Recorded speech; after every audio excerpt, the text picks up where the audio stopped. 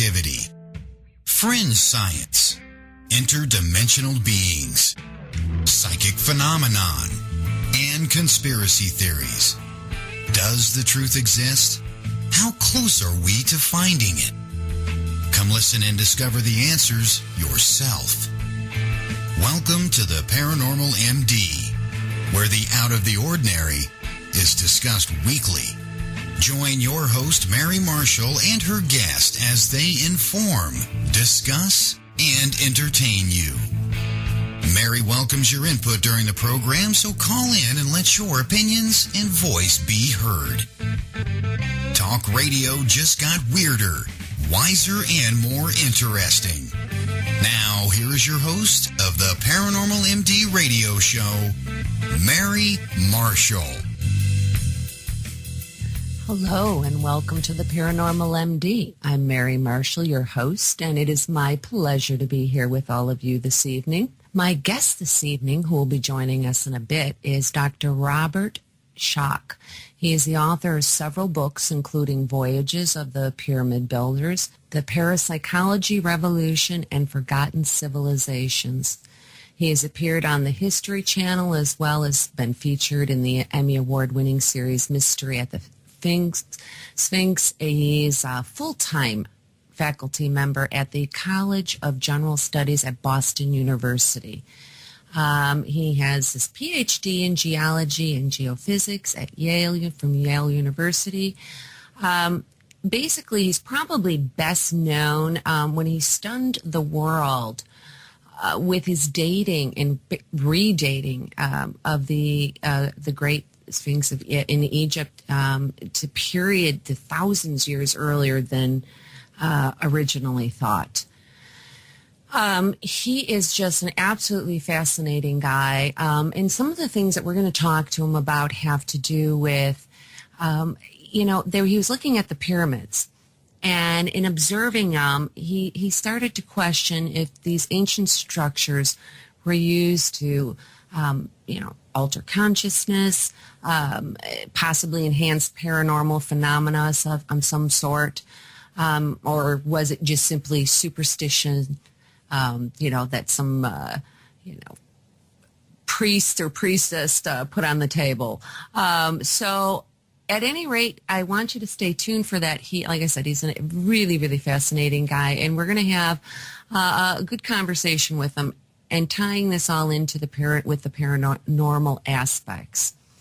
So at this point, I want to let you know if you would like to call into the show a little bit later on, we will be opening the phone lines, and the direct studio line is, and also for those of you listening who are not in the chat room, you should come join us in the chat room right now. It's a great place for us all to congregate together with like-minded people who are also listening to the show for the first time, or for the second or fifth or 10th time. Point is that we're all listening together and we're in it together. So that way, too, you can also pose any of your comments or questions in the chat room to your chat master, Pam, who will relay the questions to me for you to ask. So at this point, let me introduce you to your chat master, Pam Herman. Pam? Hi, Mary. Hello. Whoa, you were like a little bit loud in my headset here. It shocked me. How you doing with this cold weather? Freezing. I know. Isn't this crazy? It is. I don't like it. Nobody likes it. It's just terrible. It's nasty. Yes, it is. I think what we are going to do is, kind of get right into this. And basically, I'm going to say to you, Pam, do you know what time it is? Weird World News time? It does. Is that what time it is? It's right. Howdy doody time. It's howdy doody time. So, because we mentioned the cold, I thought, you know what? I'm going to go right into this. I have something real quick here, because this weather has prompted me to go look up weather in the Arctic Circle. And what did you find? And what I did find is that in the Arctic Circle, that the coldest, it happens to be one of the coldest cities in the world. And is it in Russia? And it is in Russia, and the average degrees is minus 49 degrees Fahrenheit. Oh, balmy heat wave. So I was just astounded. And it's like, there aren't that many really populated cities, but apparently, the ones that are, everybody flocks to them. And I'm looking at pictures of just frozen homes, wasteland houses, people, everything. But for anybody who's listening, who's in the South, and you're hearing about like this Midwestern, for us, it's the Chicagoland area, we'll say that, weather, is that if you think that we here in the Midwest are making too much ado about nothing and talking about this freeze that we're living through, this past Monday, or Tuesday, maybe it was, I'm not sure, I checked and discovered it was actually a couple degrees warmer in, I cannot say this, Kandalska, one of the cities in the Arctic Circle. So that's all I got to say about that. Is when it gets to be warmer in the Arctic Circle, that's not cool. Well, okay, actually it is cool. It's really cold, but you know what I meant. Yeah. I heard somebody ask, I don't remember if it was on Facebook or where I heard it today, but complaining why when we get cold or severe weather here in the Midwest, it's just cold or severe weather. But when they get it down south, it gets a name. The snowstorm down south got a name, just like they named hurricanes. Yeah. I think it was Leon or something silly. I know. You know what? We don't have to name. We just want to forget. If you name it, right. Remember it. We just want to forget and move on. Like a pet, you want to keep it. We don't want to keep it. So, well, I guess, too, what you can now bring a story that I don't know much, a whole tremendous about it, enough, but share with our listeners what you have got, which really had to do with what we were talking about, was it last week or the couple weeks ago? I think it was the week before with the Big Brother spying on us. Well, we did a little bit last week too, but spies use smartphone apps to track people. And this is from London, the Associated Press. Documents leaked by former NSA contractor Edward Snowden suggest that spy agencies have a powerful ally in Angry Birds and a host of other apps installed on smartphones across the globe. The documents published Monday by the New York Times, The Guardian, and ProPublica suggest that the mapping, gaming, and social networking apps, which are a common feature of smartphones, can feed America's National Security Agency and Britain's GCHQ with huge amounts of personal data, including location information and details such as political affiliation or sexual orientation. The size and scope of the program aren't publicly known, but the report suggests that U.S. and British intelligence easily get routine access to data generated by apps such as the Angry Birds game franchise or the Google Maps navigation service. The Joint Spying Program, quote, effectively means that anyone using Google Maps on a smartphone is working in support of a GCHQ system, unquote. One 2008 document from the British eavesdropping agency is quoted as saying, the NSA did not directly comment on the reports, but said in a statement Monday that the communications of those who were not, quote, valid foreign intelligence targets, unquote, were not of interest to the spy agency. Another document, a 14-page-long NSA slideshow published to the web, listed a host of other mobile apps they can tap into. Google Inc. and Rovio Entertainment Limited, the maker of Angry Birds, did not immediately return messages seeking comment on the reports. Sorry. Yeah. I used to play Angry Birds. Keyword used to. Well, you know what? You're going to have that with any of it. And I think we all kind of know that. a lot of your phone security things will let you know that they have access to your contacts, besides your location and so on and so forth. And we get kind of trapped by this because it's like, well, what do we do? Either if we want to use this, we have to abide by this. If we don't abide by this, then we're using, our 20% of our mobile phones, our smartphones. So it's kind of a catch-22. I wouldn't know anything about that, but only using a portion of my smartphone. But it's true, and you do. Every time the few apps that I have on my phone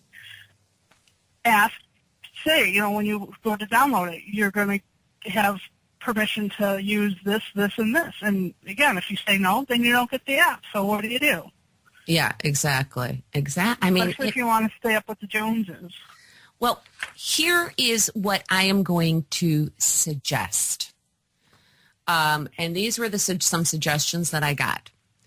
And this was an article that was 7 ways to stop the NSA, the National Security Administration, from spying on your smartphone. I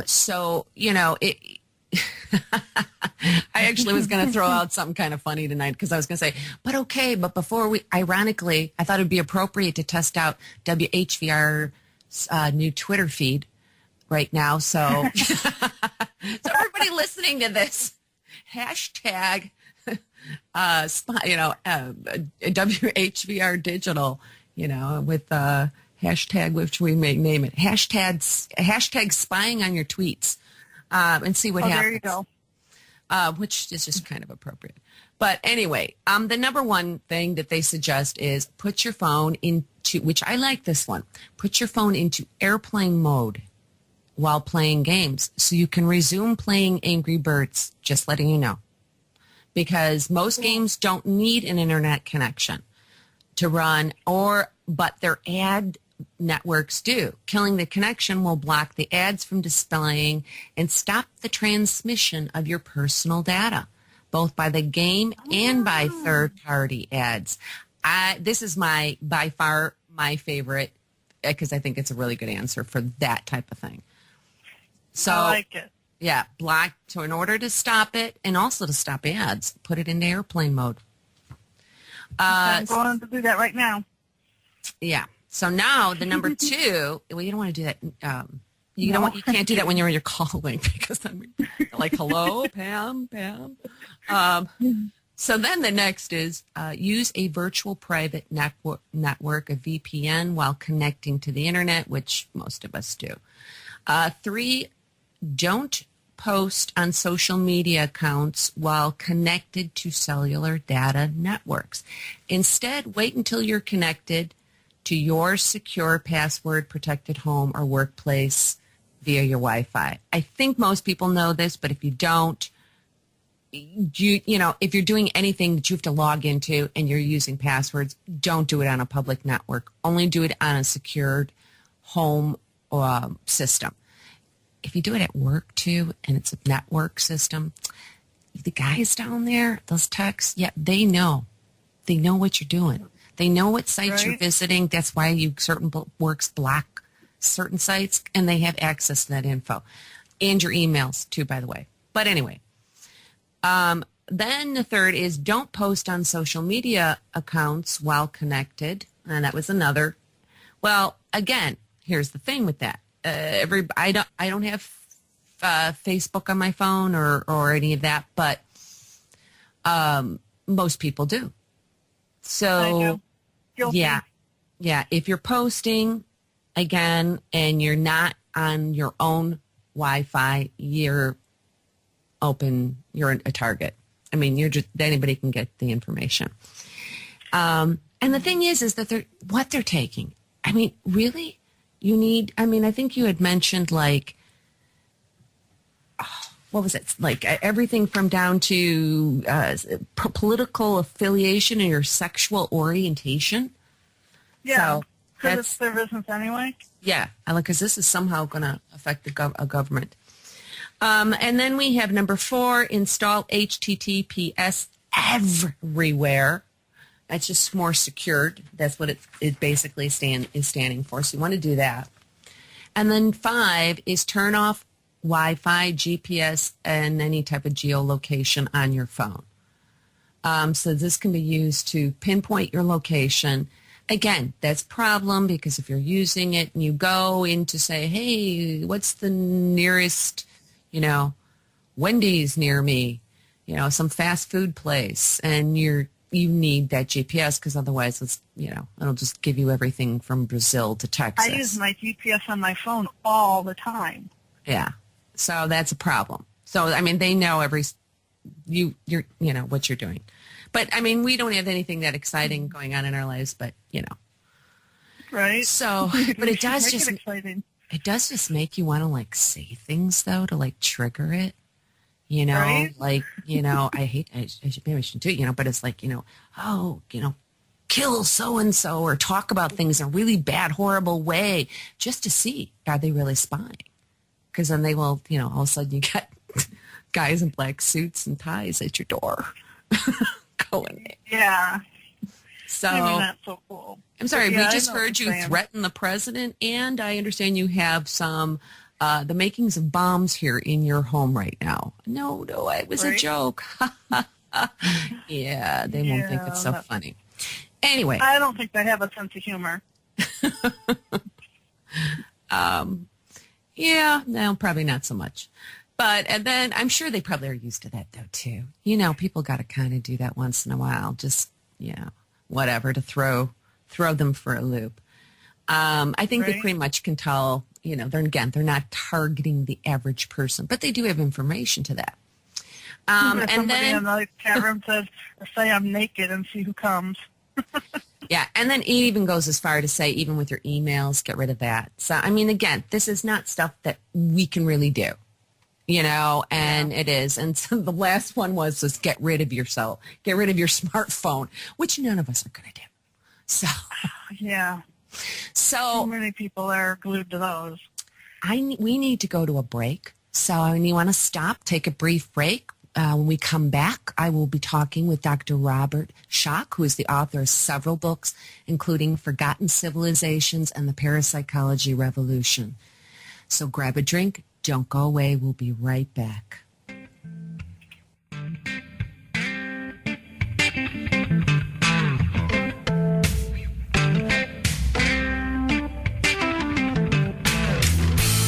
Taxes up.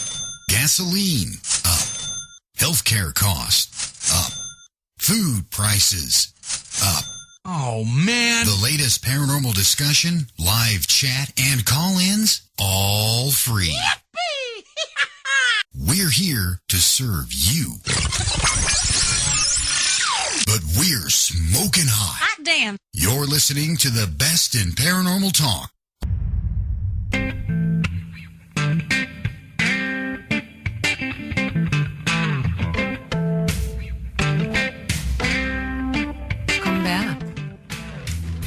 I'm Mary Marshall, your host, and you are listening to the Paranormal MD Radio Show live. If you'd like to call in with a question or a comment, the studio line will be open after 9.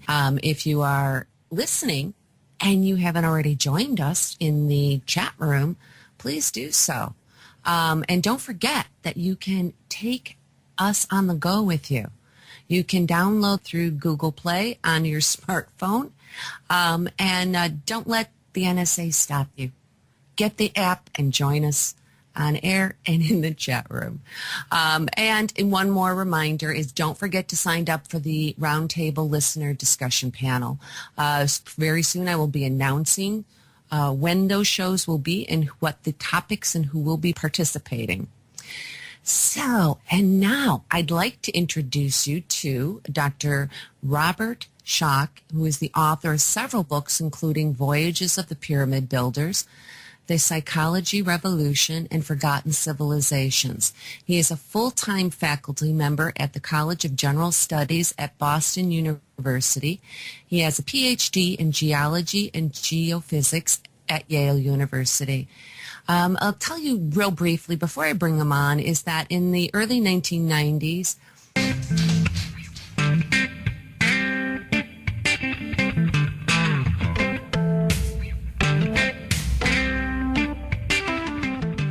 to the Paranormal MD Live, and I'm Mary Marshall, your host. I guess everybody lost me again. I don't understand, but I guess it's just the nature of how things work sometimes. At any rate, without further ado, let me bring the good doctor onto the air. Are you there? I am. Hello. Thank you so much for joining me. My pleasure. This is, I was really interesting to me because occasionally this does happen. I always either claim that it's government conspiracy or solar flares, one or the other. So in honor of you, we'll go with the solar flares. Okay. Well, they're not incompatible. What I mean, I'm not saying the government creates solar flares. I'm saying that you can have problems both due to government interference, should we say, and solar flares. It could be. And it might have been my conversation about ways to mess with the National Security Administration and saying things. They're like, oh, you think that's funny, lady? Click. Disconnect. So how are you this evening? What part of the country are you in? I'm very well. I am in Boston because I teach at Boston University, so I'm on the East Coast. Okay. So, well, I know that you do travel a lot, obviously, for what you're doing. And I really find it just so fascinating what you do because I'll have to admit I've gotten more into the I won't say geological necessarily, but the historical and cultural aspects as I've been co-teaching one of the paranormal classes I teach. I co-teach with a cultural anthropologist, and I've learned a lot. And this all is tied in together. So now you started, some of your geological findings, when you started in Egypt having to do with the redating, that was in, about 1990? Yeah, I first went to Egypt, just to give a long story a short version. I got into my current studies, which have been going on now for 20-some years, about 24 years, by traveling to Egypt in 1990. Now, I was interested in such things before that, but was more a sideline. I got my PhD at Yale University in 1983. I came to Boston University the next year to teach full-time. I've been doing that ever since. And I was invited in 1990 by a friend and colleague, John Anthony West, to travel to Egypt. It was my first trip to Egypt, and specifically to look at the Sphinx, the Great Sphinx, from a geological point of view. To make a long story short, geologically, the Sphinx was weathered and eroded by water, by precipitation, by massive rainfall, which is incompatible with the Sahara Desert where it sits on the eastern edge of the Sahara Desert. And this meant that the Sphinx itself, at least the proto-Sphinx, as I call it, went back thousands of years earlier. So that got me started on this journey, which has not yet ended. I'm going to go on to a line of questions, but I have to ask this. Now, you are married, correct? How long of periods of times are you gone for? Or does she go with you? Katie comes with me on all the trips when it's possible. My wife, Katie Catherine Ulysses, she's my traveling companion. And actually, she takes a lot of the photographs. I mean, I like taking photographs, too. I probably take more photographs than she does, but she takes more good photographs. And if people look at my book, Forgotten Civilization, for instance, my latest book, there's a 16-page color insert, and almost all of those photographs were taken by Katie. Well, good for her. So plug in. Not only that, she designed the covers, the front and back cover, and she designed the photo insert. And, so it's incredible. Well, Katie, your husband's a lucky man. Seriously. That's wonderful. And it's nice to be able to do this together because it is an adventure. It is. When you were at the pyramids, what did you discover in your research at the pyramids that basically led you to believe that these structures might have been used for astrological or astronomy or ritual practices or even to enhance psychic abilities? Well, I think they were used for all of those purposes at various times, and they're not incompatible with one another. Let me just mention one thing which you did not mention but needs to be mentioned up front. The classic view of the pyramids, when I say classic view, the standard conventional status quo view is that the pyramids are nothing more than big tombs. And when you really look at the evidence, that's the one theory of all the theories that does not fit the evidence. Yes, there's a so-called sarcophagus in the Great Pyramid. I would call it a coffer, but there's no evidence, to be honest, that it was actually used primarily as a tomb. And the ancient Egyptians themselves and the Greeks and Romans, they really talked about these structures in terms of ritualistic purposes, in terms of, having a sacred meaning rather than simply as tombs. When you look at the Great Pyramid, I'll point out a couple of issues. The Great Pyramid, for instance, was known as the Grand Gallery. It's an incredible structure, and something about it is that it is perfectly aligned north-south. And to within a fraction of a degree, more accurately than anyone could align it in modern history up until the late 19th century, early 20th century. So that was the precision we're talking about, which, is just astounding. And why would you align something so precisely? I believe for astrological purposes. There's a lot of evidence that, in my opinion, that the Great Pyramid was built at one point up to what's known as the 50th level, which is approximately the level of the floor of the King's Chamber, and that it was actually not a pyramid at one point, but it was open to the night sky.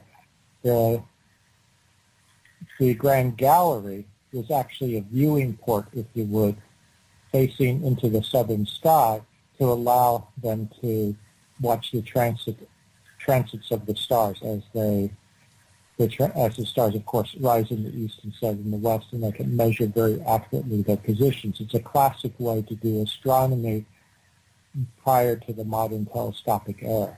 And why would they be doing astronomy? Because they were very, very involved in astrology. All the ancient peoples really did astronomy to a great extent for astrological purposes. And people seem to forget nowadays that the great astronomers of even the Renaissance and later were all astrologers. Galileo was an astrologer. Johannes Kepler was an astrologer.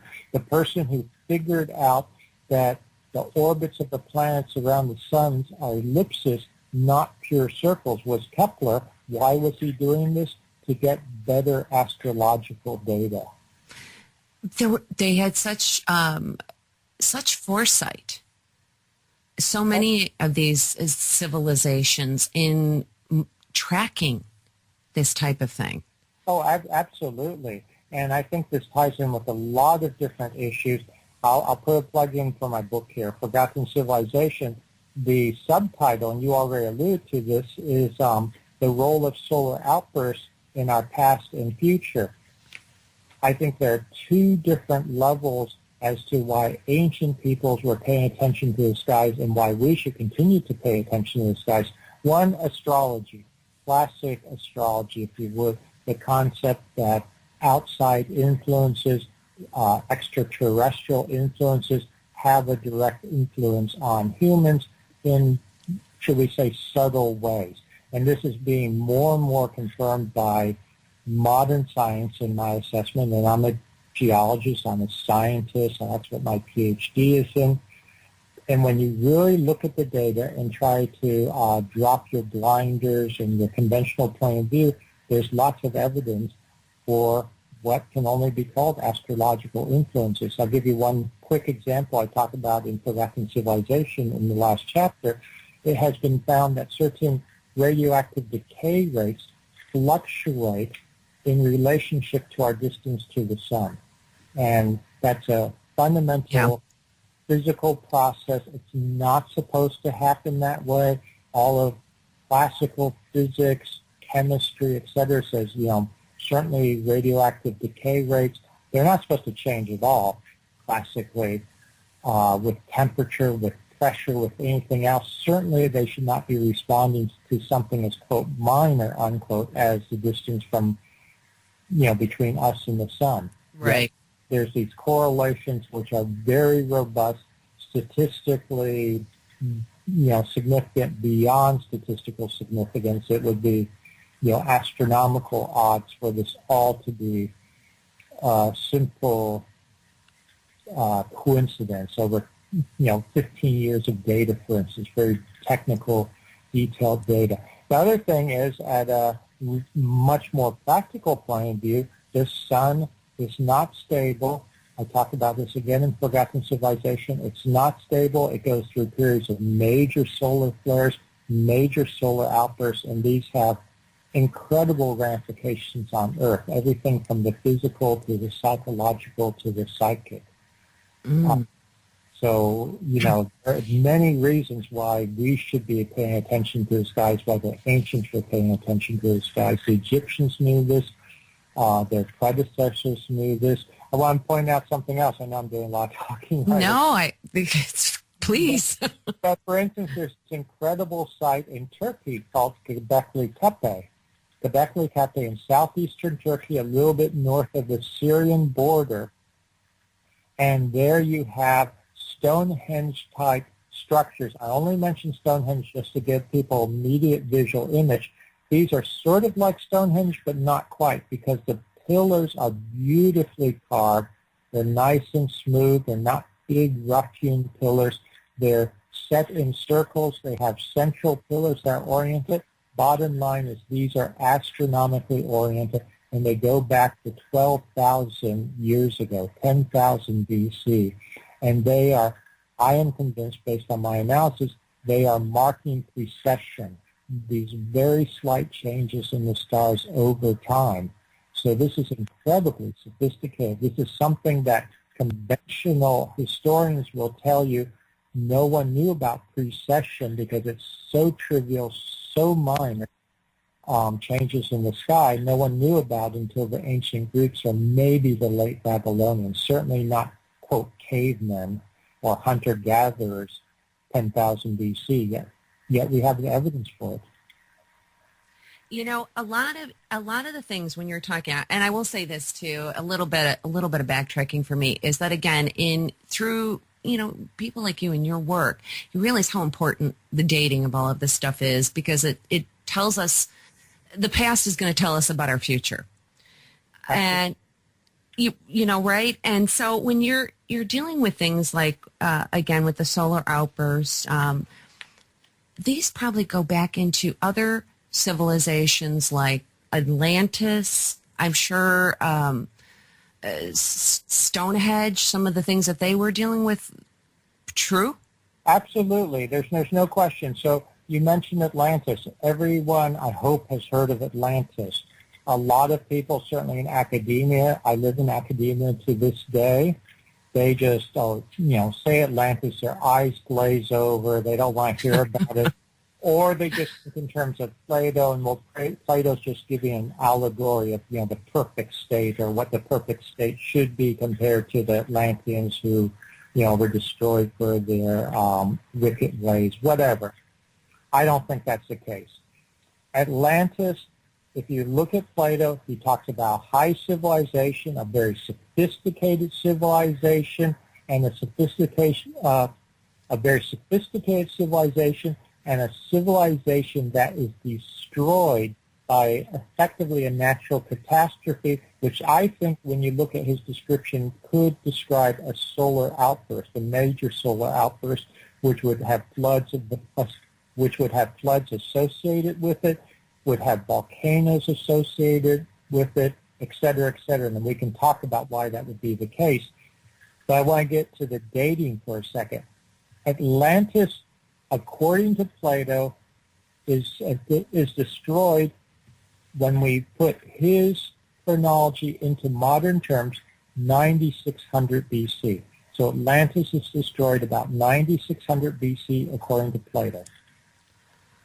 Geologically, and I'm a geologist, so I look at geology quite a bit, the end of the last ice age, based on the best data within the last 10 years, is dated very precisely to 9700 BC. I don't think that's a coincidence.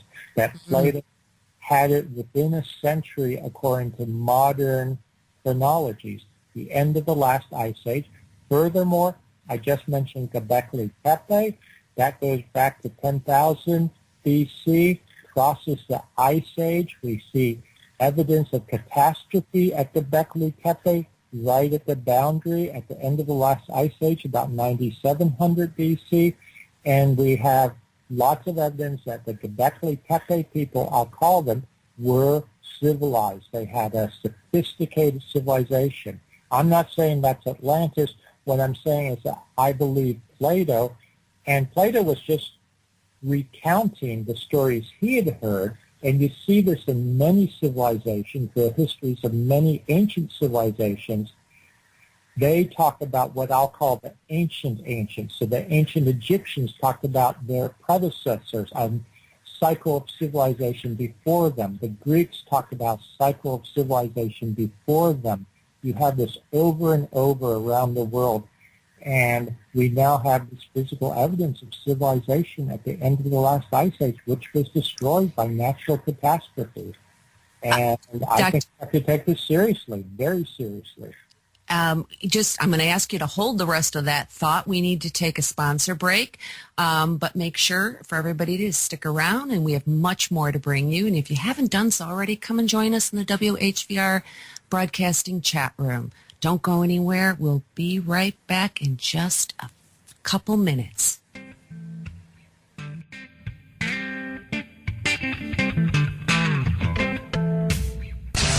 Talk is our business, and business is good.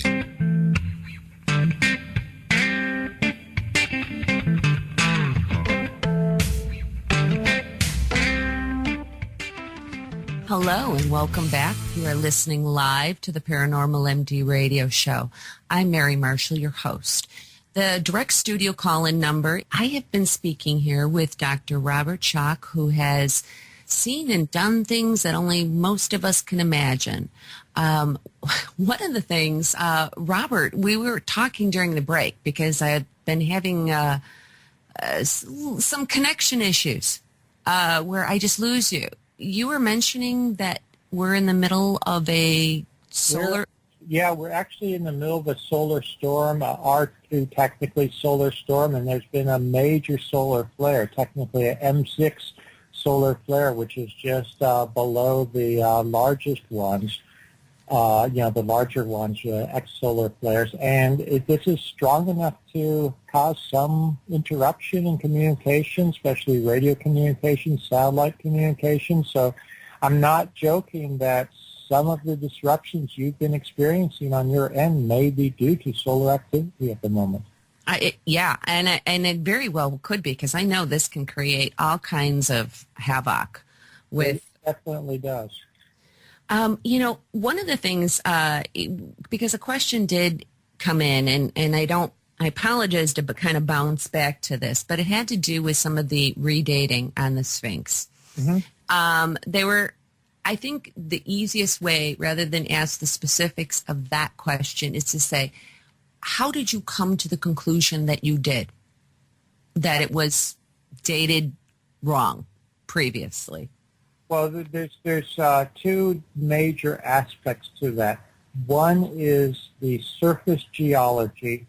When I first met the Sphinx in person in 1990, I still remember it very distinctly. It was immediately clear in my mind, although I had to, of course, confirm it scientifically, geologically, do all the analysis. But the Sphinx did not look like this was an object. This was a rock formation. That's how I thought of it as a geologist. The rock formation that was weathered primarily by wind and sand. The Sphinx itself is carved down below the surface It's carved down into the bedrock, only its head sticks above. And as a side note, the head is not the original head. That is a dynastic head. It's a recarved head. The head is too small for the body.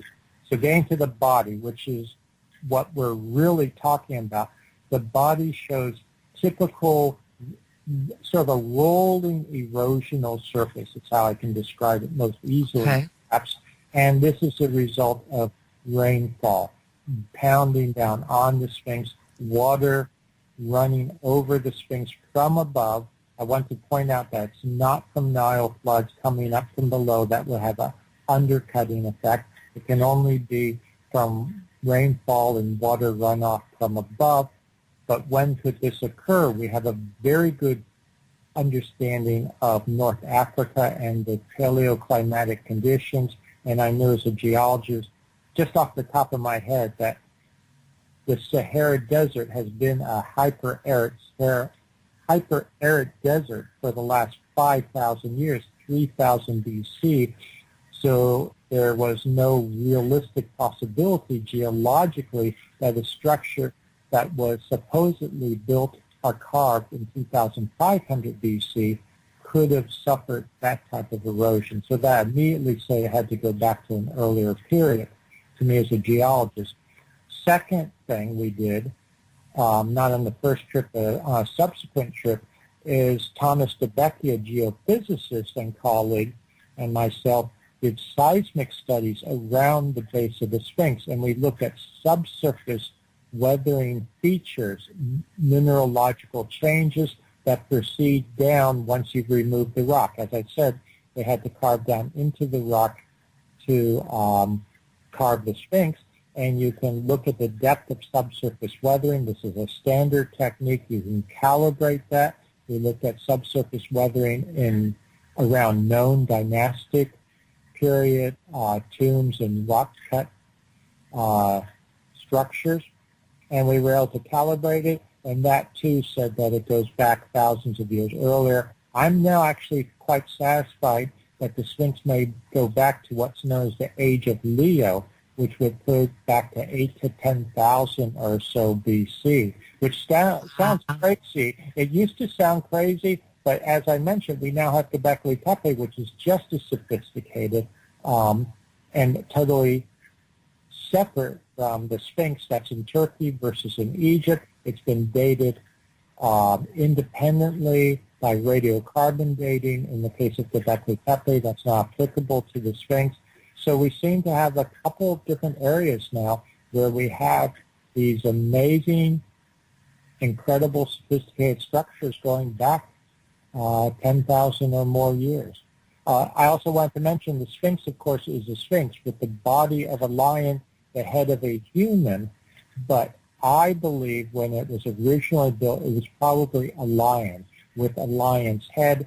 It faces absolutely due east, and it would have faced Leo at the time period I'm talking about on the vernal equinox. That is the age of Leo. Oh my gosh!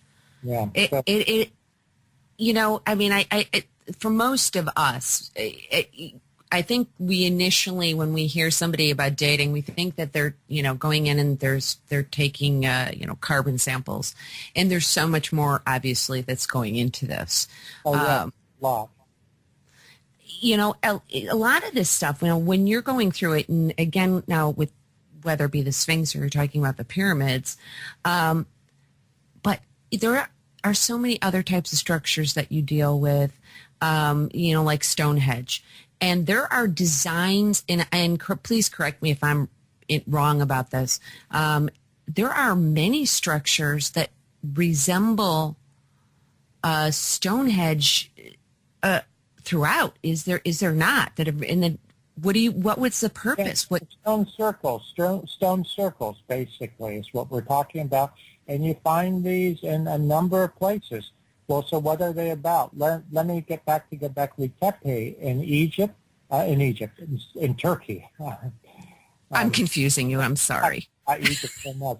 No, Göbekli Tepe in Turkey, the site I started to talk about before, where we have stone enclosures or stone circles. They are pillars Stonehenge-like, because everyone seems to have a concept of Stonehenge with the big pillars arranged in a circle. That's what you have at Göbekli Tepe in Turkey. And I want to focus on Göbekli Tepe for a second, but let me just mention classical Stonehenge dating, and I'm not saying it's correct because we're finding that many of these sites go back to a much earlier period ultimately, but classically Stonehenge is dated to about 2,500 to 3,000 BC, somewhere in that range, but it could be older.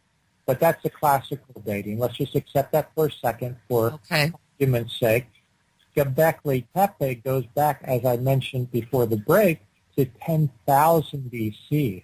So if we take Stonehenge as being 3,000 BC, Göbekli Tepe is 10,000 BC, the Göbekli Tepe people were more ancient to the Stonehenge people than the Stonehenge people are to us. So that gives you a perspective. Yet Göbekli Tepe people, by all indications of what we have materially from them, were much more sophisticated than the Stonehenge people. They were building these stone enclosures or stone circles that we were just talking about. Right. Yet instead of being rough-hewn stones, they were beautifully carved. They have animal reliefs on them. They have sculptures in the round. But let's focus on the stones and their function.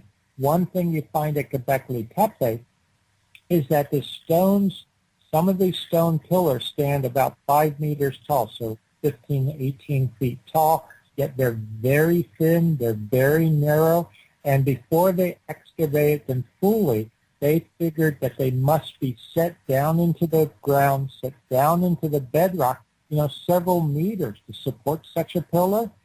Lo and behold, when they uncovered their bases, they found that these pillars, despite being maybe 5 meters tall in some cases, were only set into the bedrock into little slots or little grooves a few inches, a few centimeters deep.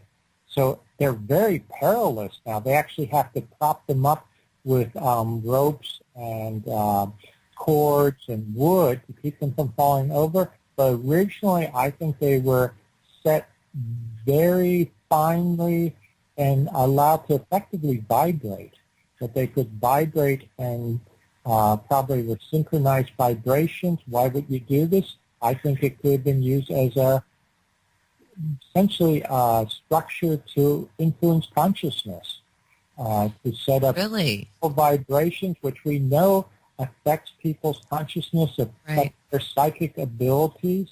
And the ancients, at least the later ancients, talk about some of their structures for this very purpose, to enhance consciousness, enhance what we would call psychic abilities or paranormal processes. They were very serious about this, and I think we should take them at their word that they knew what they were talking about. Yeah. So that's one potential function. And to this day, people that, shall we say, are sensitive to such things will tell you that they feel, they feel the vibrations, the frequencies. The vibrations, the frequencies, whatever you want to call it. Yeah. But there is something to this. I've taken people to Göbekli Tepe on more than one occasion, and I've had a number of people tell me that it is one of the, how should we say it, strongest places they've ever felt. One of the amazing, I've had people literally tell me it's the most amazing place from a sort of emotional, psychic point of view that they have ever visited. Robert, I'm going to need to stop you for a moment. We have a top of the hour. We need to take a break. However, I do want to tell everybody listening that if you would like to look up more about Dr. Schoch and or his books, like The Forgotten Civilization, you can go to Robert, and I'm going to spell this for you, Robert, SCHOCH.com. If you haven't written it down and you forget it, you will always find my guest information and the links to their site directly on the radio show website on the paranormalmdradio.com site. So hang in there. Don't go anywhere. We'll be back in just a couple minutes.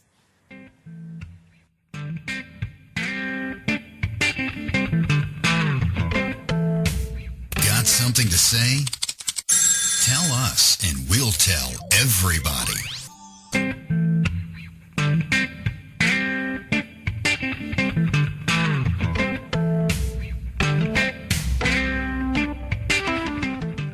Welcome back to the second hour of the show. I'm Mary Marshall, your host, and you are listening live to the Paranormal MD Radio Show. And my guest is Dr. Robert Schoch. And I want to just mention that some kind of cool things that I might even be surprising him with is that I came across in my research a couple days ago is that, well, you know what, Robert, I'm just going to ask you about this. It actually has to do with, I came across it in July of this year. You're going to be, along with Robert Bauval, the Orient Mysteries and other books, you're going to be doing a archaeological, historical, cultural type journey. Yes, Robert Bauval. I'm glad you brought this up. I guess I would love if some of your listeners wanted to join us. It's open to the public. Robert Bauval is a colleague and friend of mine. People may know him from the Orion Mystery. That's probably his most famous book.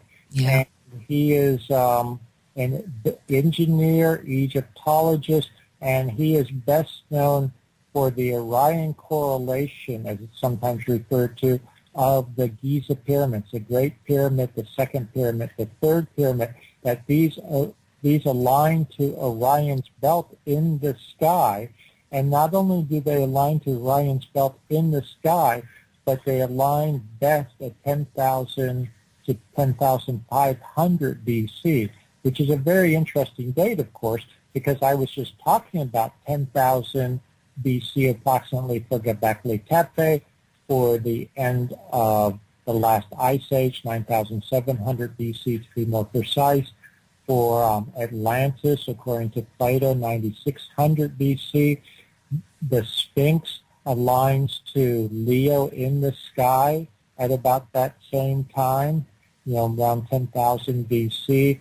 The water weathering on the Sphinx is compatible with the climatic conditions, and essentially all the data suggests that it could be back to that earlier period.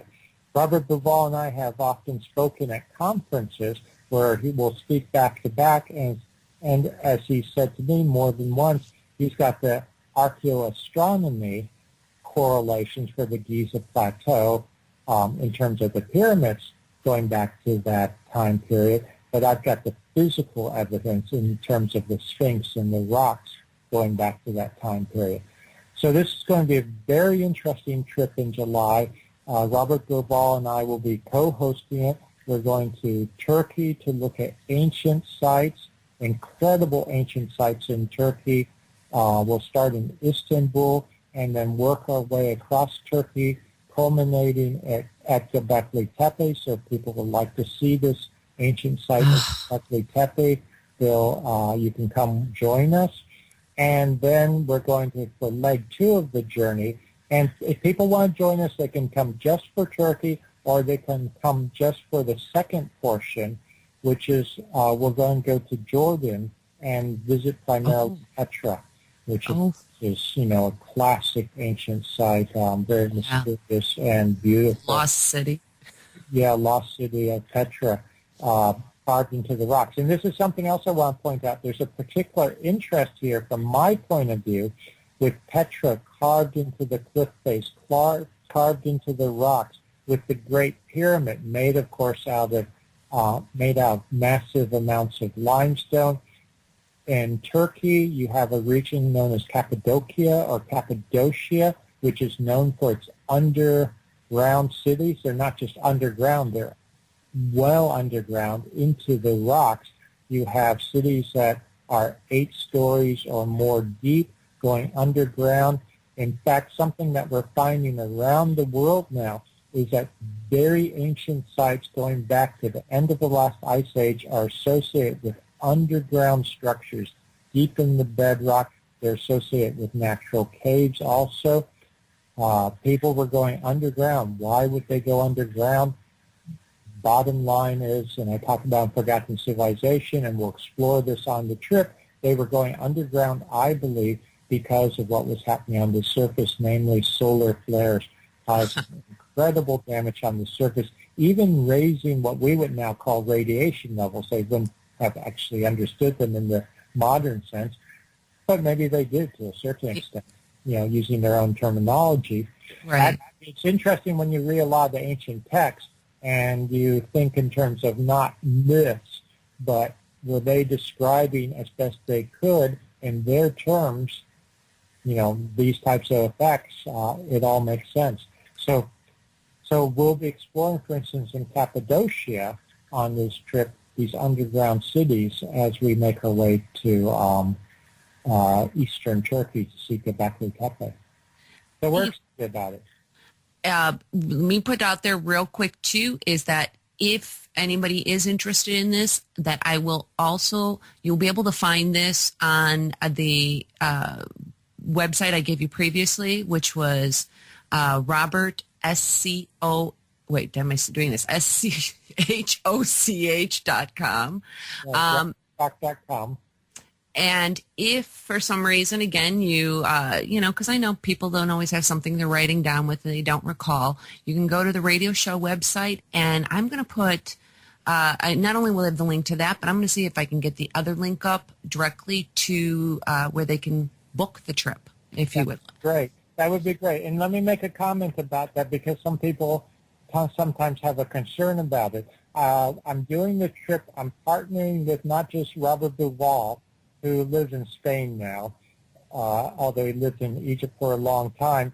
But I have a very good friend and colleague who lives in Poland and works out of Poland. So, in fact, I don't want people to be alarmed if they see, this website is originating from Poland.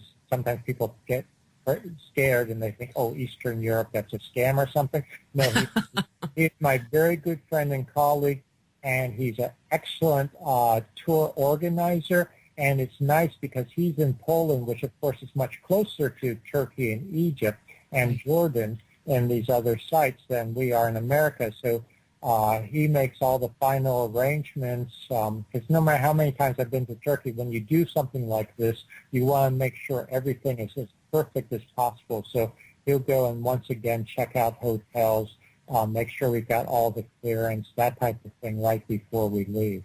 Right. Well, that's I want people to get nervous if they see it's a Polish site. I think with anybody, I think they'd just be so, when you're taking any type of excursion like this, it is, you have to understand that you're dealing with different cultures and everything else. So I think in the travel on this, I think people would probably get that. This is an international endeavor because we're traveling internationally. Yeah, exactly. And then I was going to say it's very eye-opening for many people, and I don't want to sound the wrong way, but even seasoned travelers, you get a lot out of this trip. I've had people go with me to Turkey and Göbekli Tepe in particular who have traveled around the world and have said to me this is the most incredible experience for them. Wow. But, yeah. That's awesome. All right, and then I do have to just throw out this little trivia fact for anybody that's just, maybe a little geeky in the Hollywood sense, is that I guess also that Petra also happens to be where Indiana Jones and the Last Crusaders was filmed. Actually, there's two aspects here. Oh, really? At least two I can think of, and I have to admit I'm not an Indiana Jones devotee, if you would. But my wife, Katie, has convinced me to watch some Indiana Jones movies, so I now have an understanding of it. But Petra, yes, is absolutely where, as I understand it, some of Indiana Jones was set. But also I was mentioning the underground cities in Cappadocia. And I don't know if they actually did any Indiana Jones filming there, but some of the scenes where they'll have, for instance, huge round doors that slide closed or roll closed, that type of thing. That's based on the real thing in Turkey that we will be seeing. Ooh. So, a lot of that Indiana Jones type stuff, it is based on real sites, real artifacts, and we'll be seeing them. That's going to be fair. That just sounds magnificent. I mean, just sounds like a very cool opportunity. I kind of want to bring this back. I will bring it back a little bit because we were talking about, a lot of different things in here. You know what? And rather than me ask a specific question at this point, I'm going to turn it to you for a moment. And because some of the things that we had been talking about as far as forgotten civilizations, a role of solar outbursts in the past and future, along with dating and other different facts as far as structures, what are some important facts that you want us to know?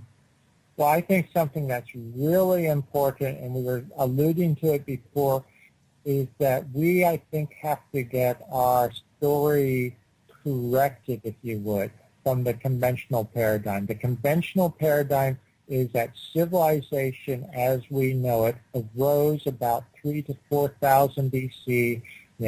Every conventional story is it began in places like Mesopotamia, southern to middle Mesopotamia, with, Sumer, Sumeria, that type of thing, in Egypt, in China, all about, let's say, 5,000 to 6,000 years ago.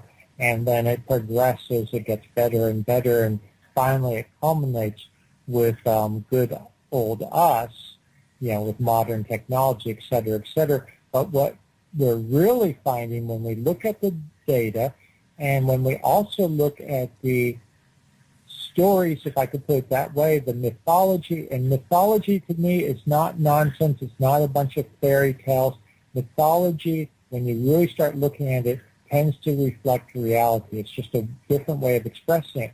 So when you look at what the ancient people said in 2000, 3000 BC, they consistently talked about earlier civilizations and that they were only a legacy of much earlier civilizations that had been destroyed. And I believe that's exactly what we're finding, and it confirms things like the legend of Atlantis. As I was saying, lots of good evidence that civilization goes back at least 10,000 BC, end of the last ice age, and that is not the origin of civilization. I've seen now in the press recently people talk about, the origins of civilization, if they even accept this, go back now to that period.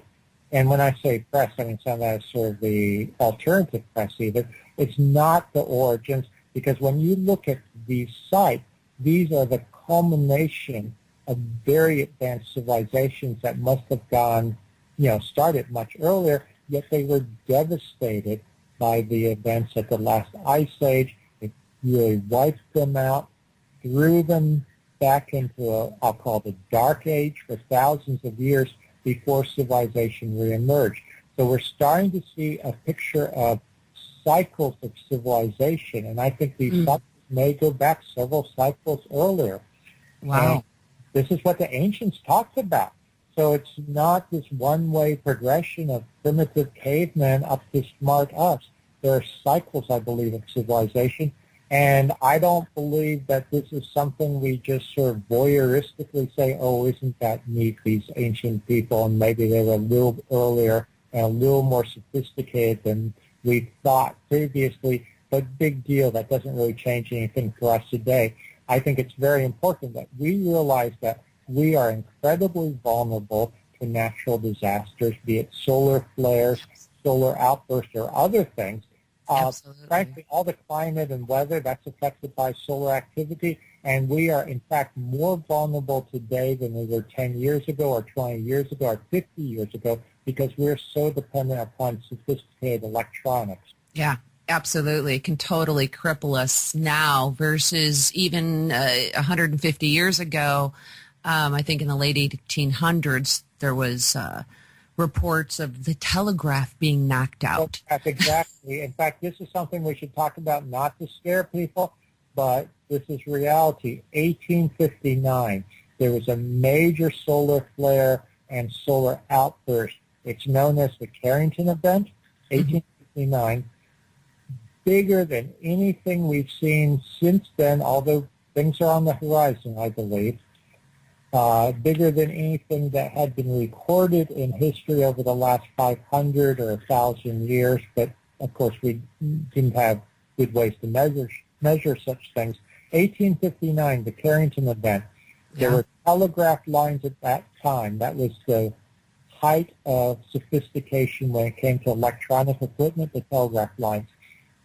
This solar outburst and accompanying solar flares occurs. It overloads the telegraph system, burns it out, sets telegraph stations on fire. Several people were almost electrocuted. Fortunately, they weren't. It just caused havoc to the telegraph system. Of course, back then, most people were not dependent upon it, and it didn't make that much of a difference to the average, Joe Schmo. Right. Robert, I need to stop you. I apologize because we have to take one final break. So I'm going to just hold you on that for a moment.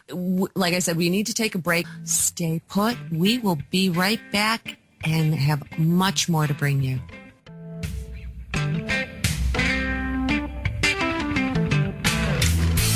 Got something to say? Tell us and we'll tell everybody.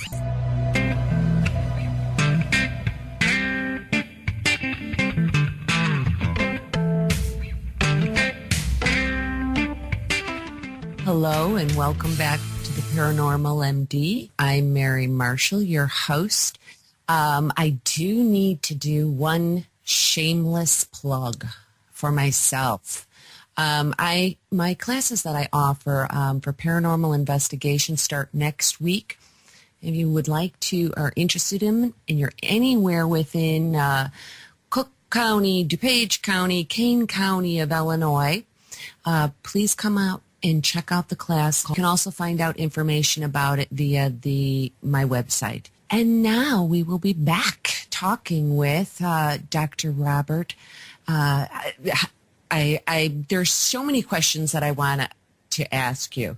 One of the things, I want to change gears a little bit, if you wouldn't mind. Just I wanted to talk a little bit about your book, Parapsychology Revolution. It's a concise anthology of paranormal and physical research.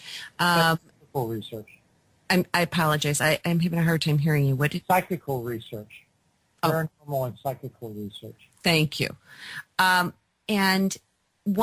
some of the things that you do kind of talk about in this are the reports and documentation and things that you came across that have to do with clairvoyance, telepathy, poltergeist activity, is being grounded in science.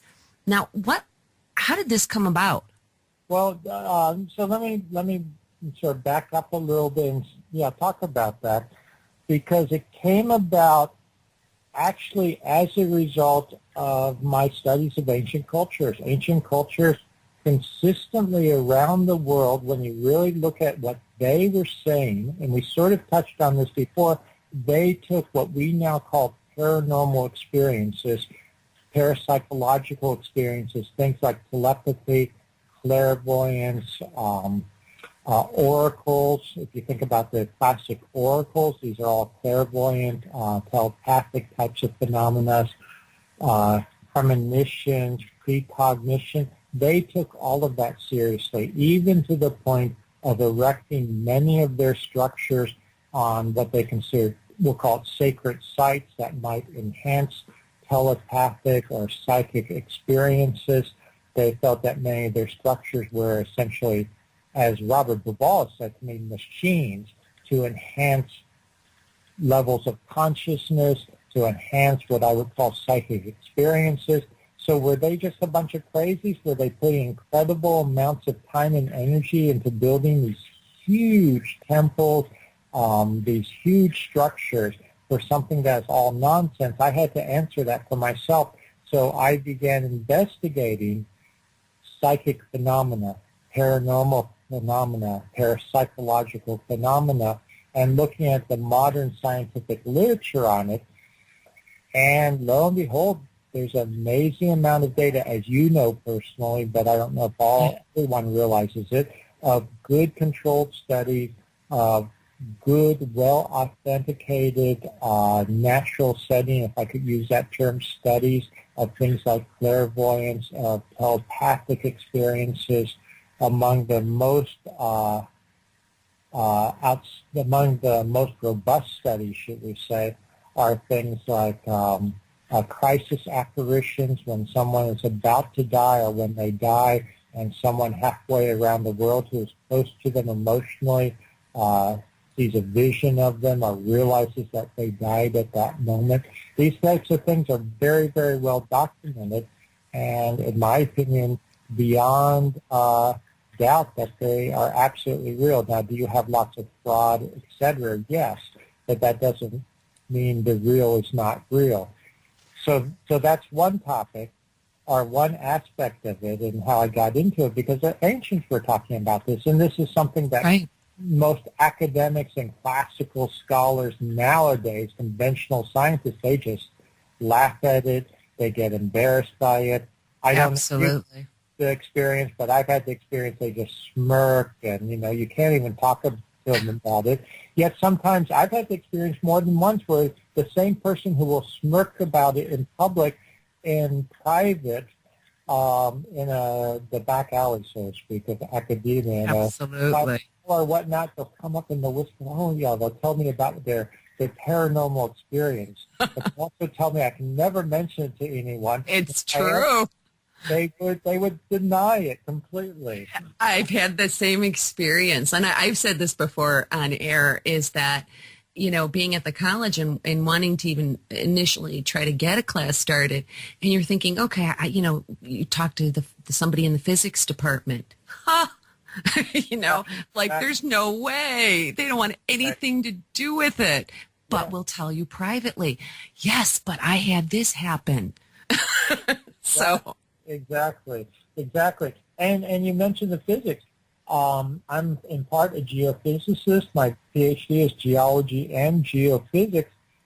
And you find, and this ties back in with the other subjects we're talking about, you find that paranormal experiences, especially telepathic experiences, and I think that telepathic experiences are really the foundation of, not necessarily all, because you also have good psychokinetic experiences like poltergeist phenomena, but telepathic experiences are really very fundamental, in my opinion, to the whole psychical experience, if you would, the psi, some people will call psi, PSI.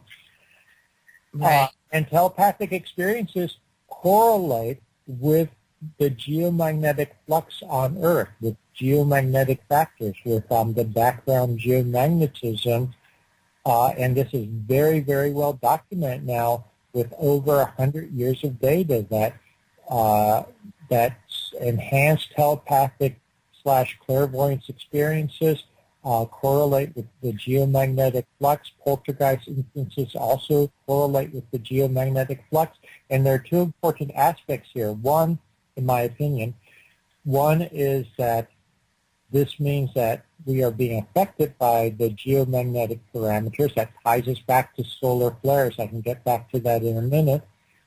And secondly, it also indicates to me, better than a lot of other data, that these features are real. Telepathic experiences, for instance, are real. Because the only alternative is to claim that people have been faking them for over 100 years and correlating their faking has been a huge conspiracy where they're going to fake them only when the geomagnetic flux is within certain parameters. Mm-hmm. And these people, they had no clue what the geomagnetic flux is whatsoever.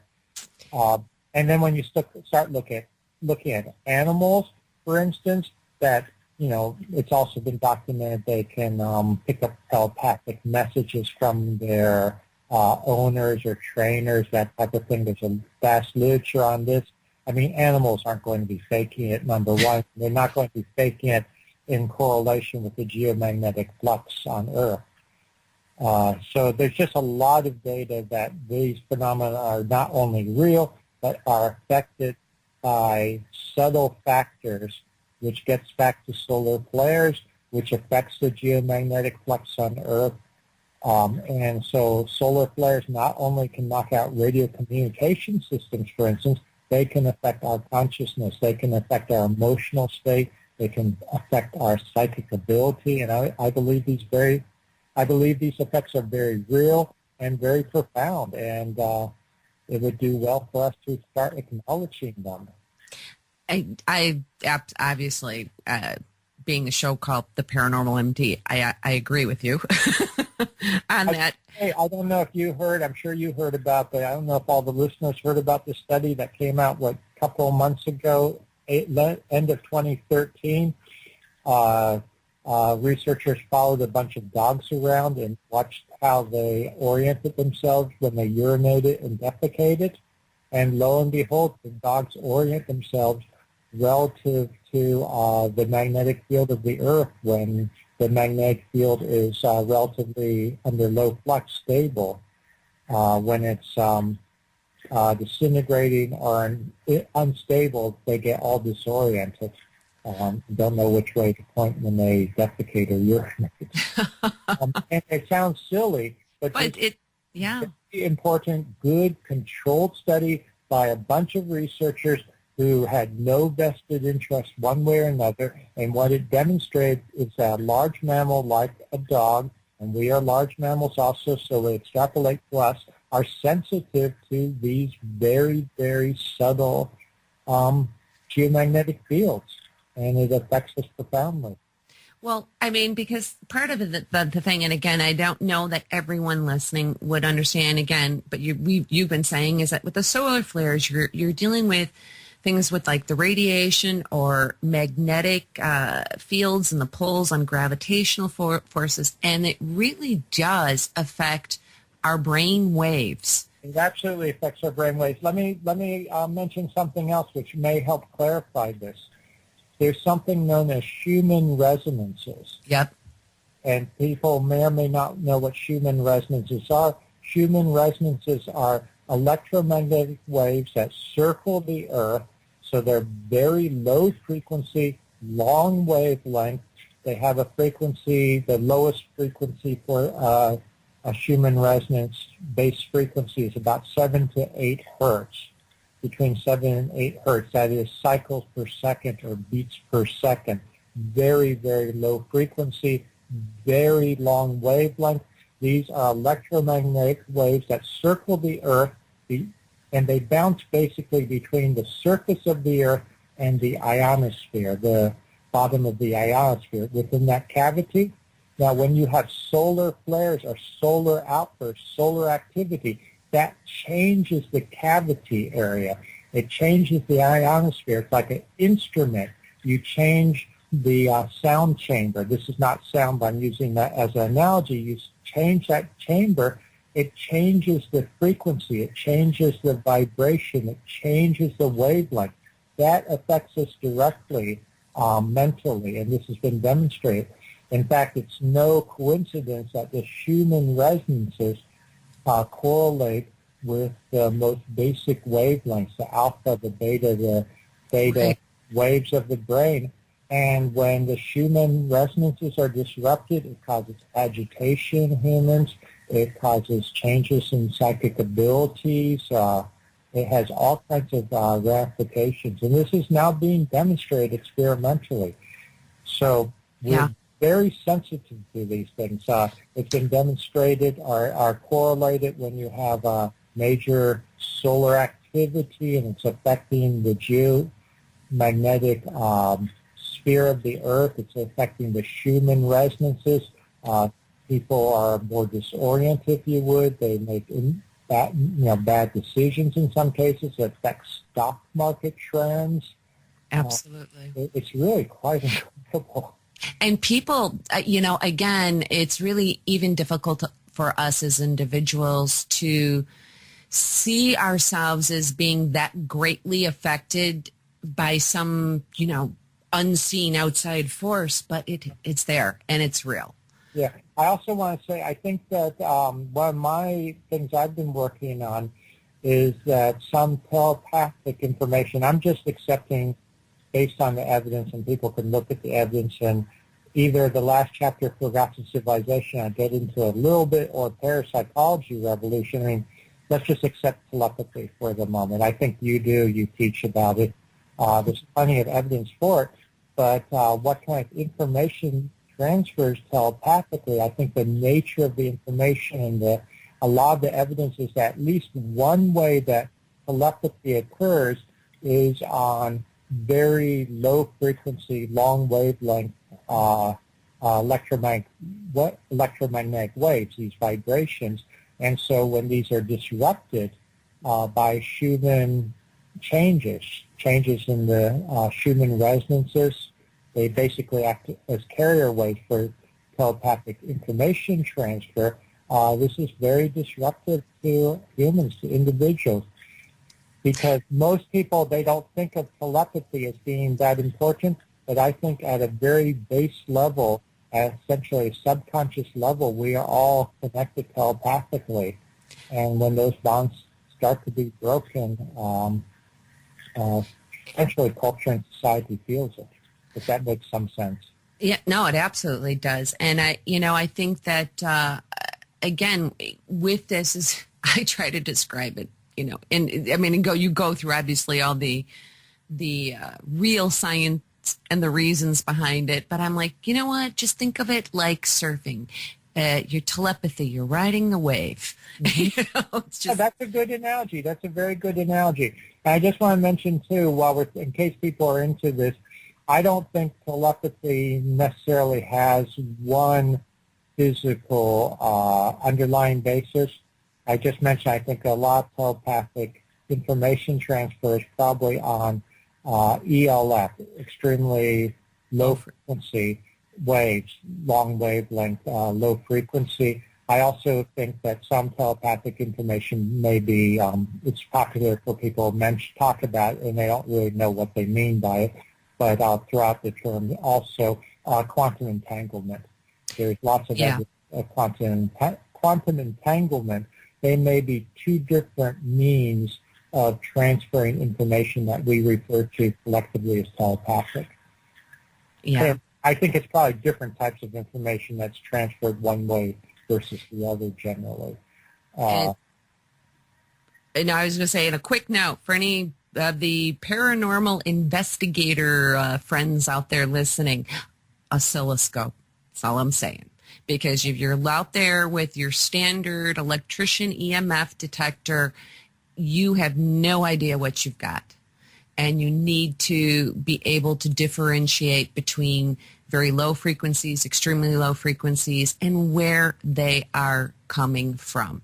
Yeah, that's absolutely true. That's absolutely true. And I think a lot of people, when they're looking for, they're looking at too high a frequency. A lot of this is very, very low frequency. Yeah. Because we're talking about this and because of your background, you seem to have had a very theosophical approach to your work. Where does that come? I mean, is this something that you've always had an interest in? Where did it come from? That's my grandmother's influence. My late grandmother, when I was growing up as a young kid, I'm talking pre-college now, so that for me that's young kid.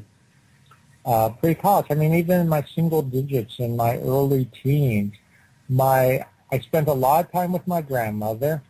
She was very influential. She was not American. She became American, I guess.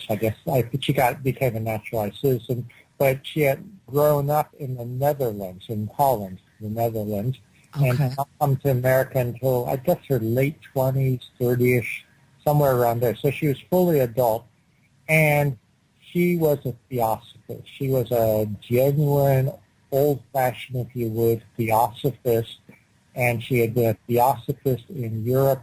She came to America as a theosophist, joined, this was in the Washington, D.C. area, participated in theosophical groups there, and that had a direct influence on me in the sense that I think it very much opened my mind to things, having discussions with her. She let me read any of the books I wanted to read that she owned. A lot of them, honestly, were in Dutch, so I didn't read those so well, but she also had books in English. And she was a very intelligent woman, but she was not closed-minded. And she questioned everything, including the theosophy. And that is something I believe I learned from her, to be intelligent, to be rational, but to also be open-minded and not just assume that, the status quo, the conventional view is correct, that everything should be questioned, including one's own beliefs. That's fantastic. And you know what? I think that's something that I do admire about you, because it is a rare quality. It's not a common quality, let's put it that way, combining those. Yeah, but it's also uncomfortable for some people. I like it personally, but I have found a lot of people are very uncomfortable questioning things. They want to have their belief system, their worldview, their paradigm intact. They want to have a nice little world, and this is the way the world is, and that's that. I'm not really... You're right, and I think it depends. No matter what side of the coin, so to say, that they're on, because I can say the same thing for certain people that consider themselves paranormal investigators. Oh, absolutely. Yeah, I agree with you. I get. I don't want to say they get very stuck. But yes, some people in the paranormal community, they get very stuck in their belief system. Right. And then I see it in classic academia, the other ones, the ones that smirk at the paranormal, they're very stuck in their belief system, and they won't look at evidence to that's contrary to what they, quote, know has to be correct.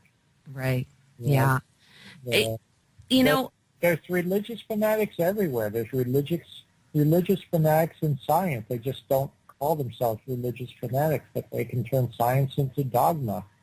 Yeah, and vice versa. Yeah, exactly. It really, truly does happen. Part of the thing, did that ever, you kind of said this, but did you really ever have real hesitation, though, when you are dealing, because you are dealing with academia, bringing a lot of this to the forefront? Yeah. Did I have hesitation? Yeah. Well, yeah, personally, I'll be blunt. I did not get into any of this type of stuff publicly until after I had tenure. I'm not that impractical. Exactly. I'm a tenured faculty member. Has it hurt me from a classical academic point of view? Yes. People hold grudges against me. There have been people, I don't want to get into great detail here necessarily, but there are people that have tried to get me, should we say, removed, that type of thing. That's such a shame. I'm trying to do good science. I really am. I'm not trying, I'm not a fanatic one way or another. I'm just trying to look at the data and follow it where it goes and acknowledge what's real. And that's right. That upsets people who don't want to acknowledge certain things because it's not part of their worldview, and you have that in academia as much as you have that in some religious, explicit religious institution.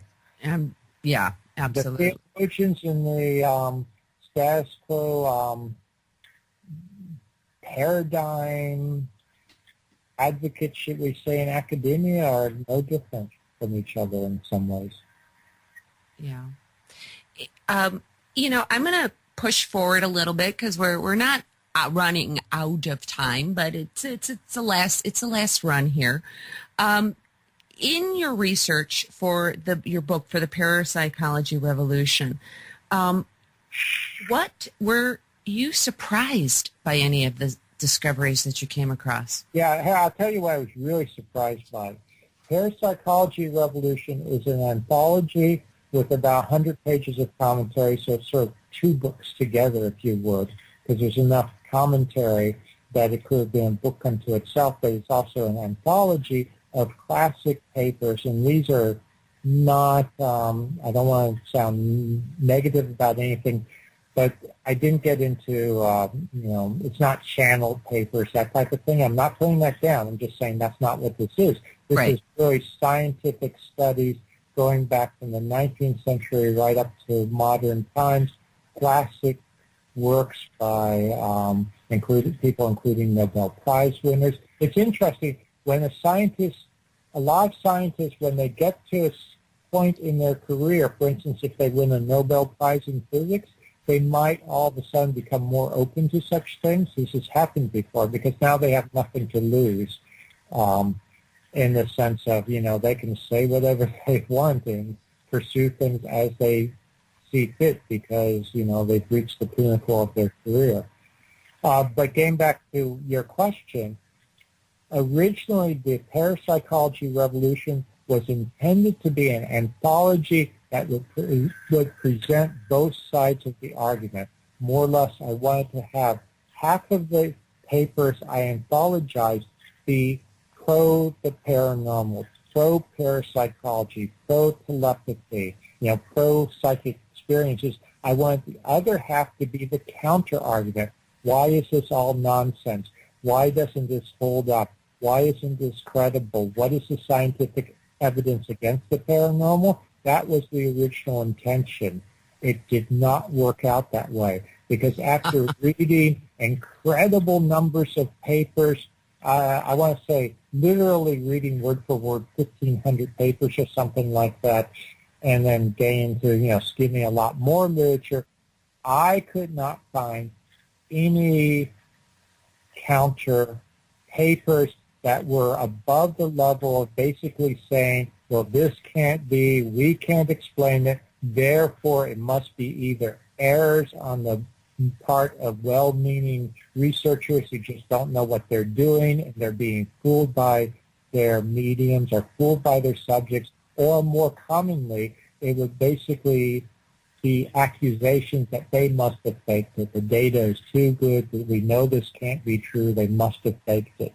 Essentially name-calling, either way you look at it. So that was really the counter-argument, and that is not something I wanted to anthologize. So the book ended up being all of the articles essentially are pro-paranormal, pro-parapsychological, pro that this is real, because there really were no counter-arguments that I could find that were to the level that I wanted to have in the anthology I was putting together. Yeah. Well, you know what? I think that's... I wanted to anthologize someone's paper where they're essentially just name-calling and berating other researchers, but with no evidential basis, other than that they knew, quote-unquote, that telepathy isn't real. Yeah. And I think, again, that really your approach to this and just what you just have said now, to me is a mark of a good educator, because you are simply presenting. You're not choosing a side and saying, okay, I'm going to prove this. No, not at all. And by saying, okay, just the pros and the cons, I'm presenting to you these facts. Now it is your choice to believe or choose, decide what you want to believe or not believe. Yeah. Essentially, here's the evidence, here's the data. Make what you will of it. But I think if you really pay attention to it, it's quite profound, and it says something very important about humanity and nature and the way that the world, the universe is structured. I am going to open up it's going to be a very open-ended question, so you can answer this how you feel best. If you, besides the redating of the Sphinx, what do you feel, and this could cover anything, is one of the most important discoveries you've made thus far during the course of your studies and your work? Wow. Yeah, so I got one in there you had to think about. I can tell you right off the bat. It comes back to something we were just talking about, and that really is, and it's the subtitle of Forgotten Civilization, the role of solar outbursts, because I think this is something that has not been acknowledged before.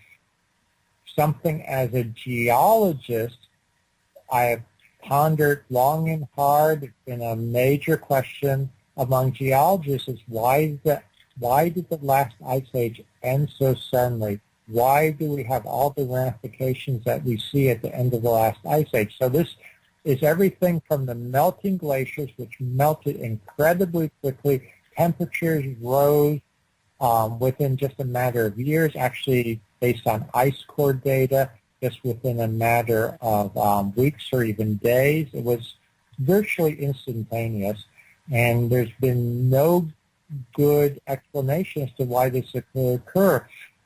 Animals went extinct, large mammals went extinct. It's been argued that humans actually underwent changes in consciousness, changes in psychic experiences, et cetera, et cetera.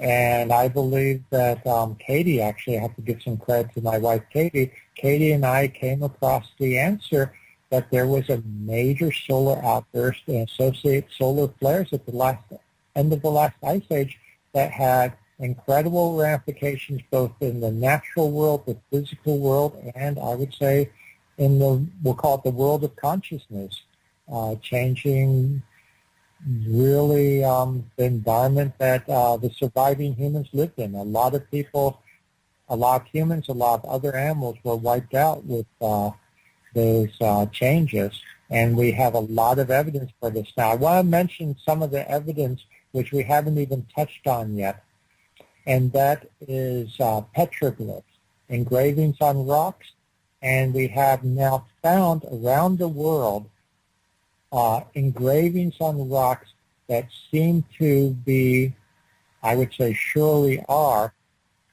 depictions by ancient people of what they were seeing in the sky about 9,700 years ago when you had these major solar outbursts. Because what would occur is essentially huge magnetic storms. People think about the northern lights or the southern lights. This would have been much more explicit than that. It would have been seen around the world, and it would have looked like dancing figures in the sky, sort of like stick figures in the sky, but with peculiarities that are very diagnostic of major solar outbursts, what's technically known as plasma or electrically charged particles hitting the magnetosphere, hitting the atmosphere of the Earth. You see this around the world on petroglyphs. You see this on the Rongo script on Easter Island. This is a connection that my wife Katie made that looks very much the same way. Another scientist, Dr. Anthony Perrott, who is a plasma physicist at Los Alamos National Laboratory, has done a lot of pioneering research recognizing that these plasma configurations from a major solar outburst. Robert, I have to stop you. We are coming to the end of the show here, and I have to wrap it up. I could go on for another hour. I would love to have you back sometime.